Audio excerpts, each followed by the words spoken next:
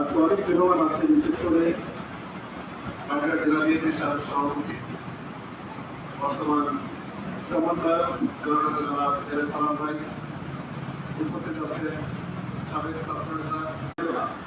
সম্ভবত এই মসজিদের সঙ্গে একটা যোগসূত্র আছে। সম্ভবত এখানে কোরআনের চর্চা হয়ে থাকে, হাদিস তৈরি হয়। আমরা বাংলাদেশের বিভিন্ন জায়গায় এরকম বড় বড় মসজিদ করতে নেই। একটা সময় আমার বাড়ির পাশেও একটি মসজিদ বিদেশি সংস্থা, বাংলাদেশি সংস্থা তৈরি করেছিল। তাতে কল্যাণ সমিতি এত বড় মিনার করেছিল যে মিনার বাইরে জেলার মধ্যে দ্বিতীয় ছিল না। কিন্তু অত্যন্ত পরিতাপের বিষয়, শুধু যন্ত্রের অভাবে সেই মিনার ভেঙে চুরে শেষ তো হয়েছেই, মসজিদটি এখন অনেকটা নগ্ন হয়ে গিয়েছে।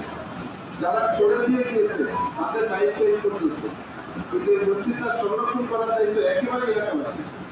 এই কারণে আমি চাই না যে মসজিদটি এত সুন্দরভাবে তৈরি হয়েছে সেই মসজিদটির অবস্থা রুগ্ন হোক, চেহারা পরিবর্তন হয়ে নষ্ট হয়ে যাবে। মানুষ গুলো হবে, ঠিক আছে, এটার পরিবর্তন করা যাবে না, কিন্তু মসজিদটা করা হবে না। এটা বারবার যদি সংস্কার করা হয়, একটু ত্রুটি হলেই যদি রিপেয়ার করা হয়, তাহলে এই চেহারা পরিবর্তন হবে না। ভালো মসজিদে নামাজ পড়তে একটা মানসিক তৃপ্তি লাগে। এই কারণে অত্র এলাকার উৎসাহ আমরা একটু দূরে আছি, হয়তো খুব বেশি আমরা খবর রাখতে পারবো না, তবে মাঝে মাঝে আমরা প্রয়োজন করছি। সালাম ভাইও রাখবে, এই জায়গায় রাজনীতি নেতৃবৃন্দ যারা আছে তারা রাখবেন, আমরাও রাখবো।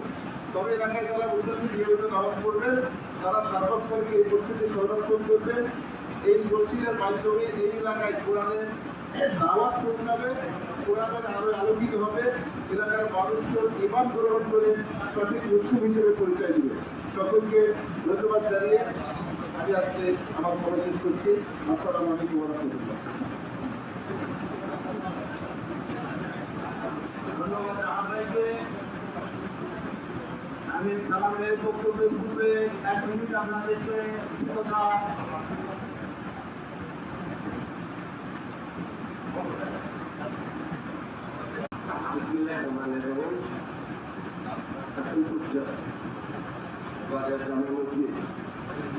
কেন্দ্রীয় গ্রামের মধ্যে সংস্কারের পরে কুসুমকুমার উপযুক্ত সম্মানিত এবং মুসলিয়ান বৃন্দ আরো উপস্থিত আছেন জেলা বিএনপির সংগ্রামী সমন্বয়ক সালাম, জেলা বিএনপির অন্যান্য নেতৃবৃন্দ, জামাত ইসলামের নেতৃবৃন্দ সহ এলাকাবাসী, আসসালামু আলাইকুম।